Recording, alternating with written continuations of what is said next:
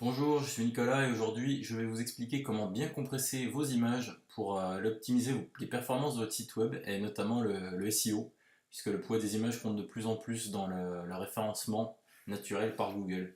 Déjà, ce qu'il faut savoir, c'est qu'il faut connaître la taille des images que vous désirez au final avant de créer votre script pour compresser vos images. Ici, j'ai créé déjà plusieurs dossiers à l'avance, donc 360 qui correspond aux images qui font 360 pixels, donc qui seront idéales pour le mobile au scale 1. 768 qui seront idéales pour les tablettes scale 1 en portrait, mais également pour le mobile en Retina, puisqu'on est à peu près deux fois supérieur à 360, un peu plus. On va avoir 1200 qui correspond pour moi à mon image en pleine largeur dans la grille de mon site web, une grille qui fait par exemple 1200 pixels, des chiffres qui peuvent varier en fonction de votre design.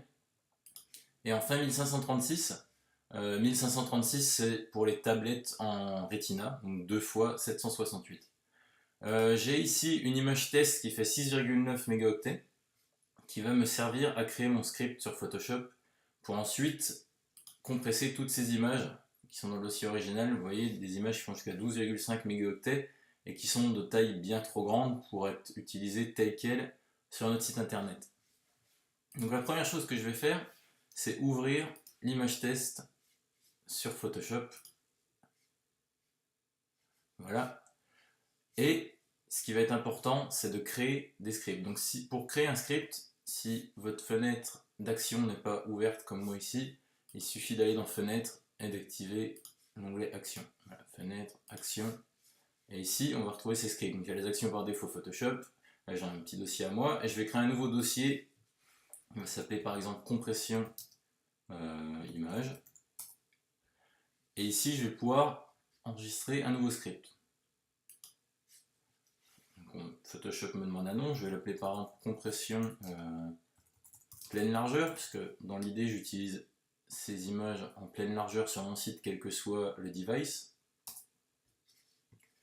Et à partir de là, on peut voir ici que Photoshop commence à enregistrer les actions que je vais effectuer sur cette image, puisque le curseur d'enregistrement est en rouge. La première chose que je vais faire, c'est aller dans taille de l'image et la redimensionner. Donc la plus grande taille dont j'ai besoin, c'est 1536 pixels, qui va servir donc pour les tablettes en Retina, telles que l'iPad. Donc je vais mettre 1536 en largeur, je valide. Ensuite, je vais enregistrer cette image dans mon dossier 1536 en utilisant fichier exportation enregistré pour le web. Donc ici, on a pas mal de paramètres que vous connaissez peut-être. Le plus important, ça va être la qualité. Par défaut, si j'enregistre à 100% en qualité enregistrée pour le web, on peut voir que l'image passe de 4,5 mégas à 1,5 mégas à peu près. C'est toujours beaucoup trop pour, notamment pour le chargement sur des connexions lentes, telles qu'en 3G, et c'est surtout beaucoup trop pour se référencer correctement sur Google. Si on suit la recommandation de Google, il faudrait plutôt compresser à un niveau à peu près à 60-65. Donc on va y aller, même si en fonction de ce que vous faites, même si vous êtes photographe, vous avez un portfolio avec un certain standing, un certain standard de qualité d'image à tenir, vous pourrez jouer sur ce critère, aller jusqu'à 75-80. Donc là, si j'enregistre en qualité 60, on peut voir que je suis passé de 4,5 mégas à 490,8 kilooctets. Et quand on regarde l'image à 100%, quand on compare les vignettes, on s'aperçoit qu'il n'y a pas quand même une différence si notable que ça. Donc a priori, on est bon. On va cocher aussi la case progressif. Qu'est-ce que ça veut dire d'enregistrement progressif? Ça veut dire que votre navigateur va charger l'image en plusieurs passes. Donc d'abord une passe où l'image sera un peu floutée, n'aura pas spécialement beaucoup de détails.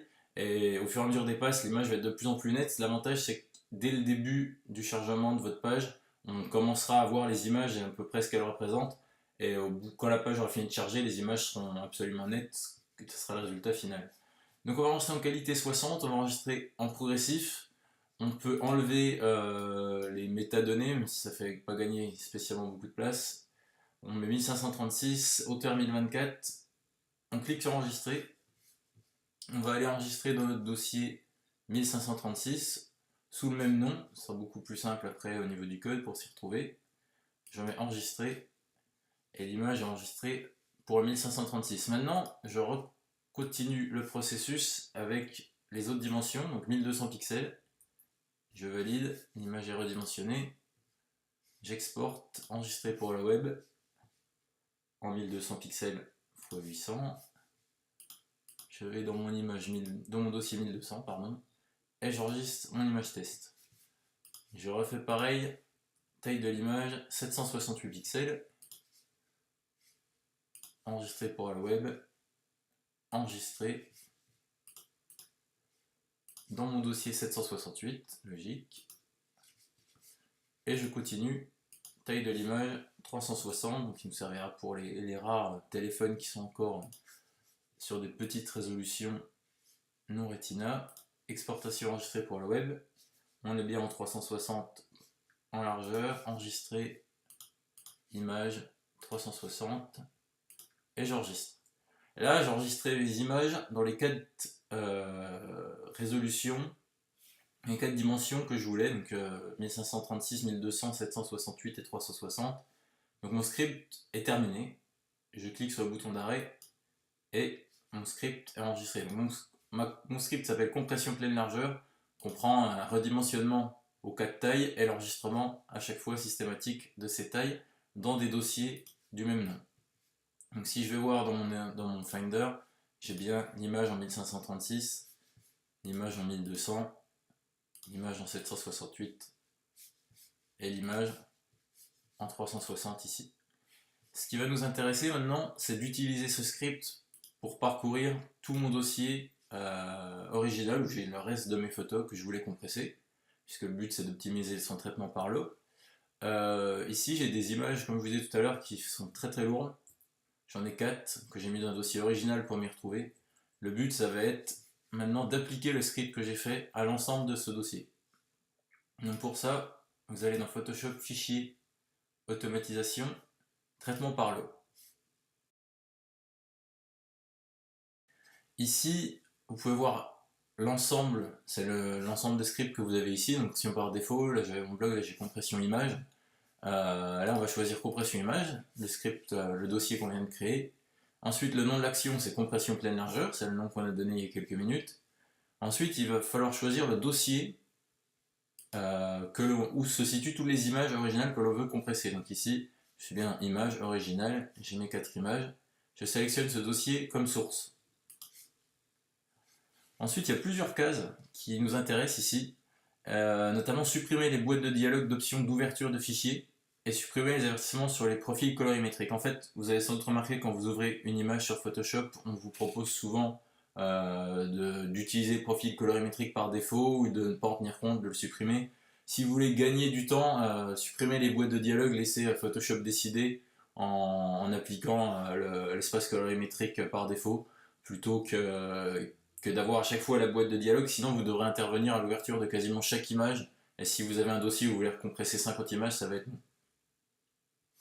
Ensuite ici vous avez la destination, donc il y a plusieurs choix dans la liste déroulante. Ce qui nous intéresse c'est de cliquer sur enregistrer et fermer et de bien cocher priorité sur les actions, les instructions d'action enregistrées sous.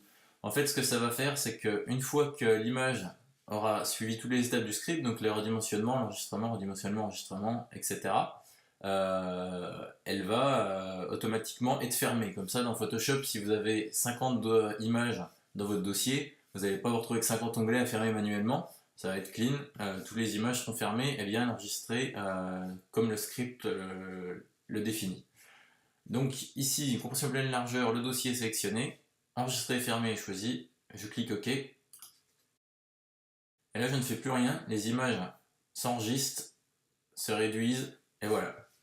Là, mes 4 images sont réduites. Évidemment, ça dépend de la capacité de votre processeur et de votre carte graphique, mais ça peut être assez rapide. Maintenant, si je vais dans l'original, j'ai toujours mes 4 images, mais si je vais dans 1536, j'ai aussi toutes mes images, comme vous le voyez ici, enregistrées en 1536 pixels de large. La hauteur s'adapte automatiquement. J'ai toutes mes images, voilà, 1, 2, 3, 4. Pareil pour 1200, pareil pour 768, et pareil pour 360. Voilà. Et du coup, j'ai gagné un temps fou, puisque vous avez vu, les 4 images, ça a duré à peu près 2 secondes. J'ai même à peine eu le temps de les voir s'afficher, qu'elles étaient déjà redimensionnées à ces 4 tailles. Donc voilà, j'espère que ce petit tuto vous aura éclairé sur la façon de redimensionner et compresser vos images pour optimiser les performances de votre site internet et notamment son référencement, notamment sur Google.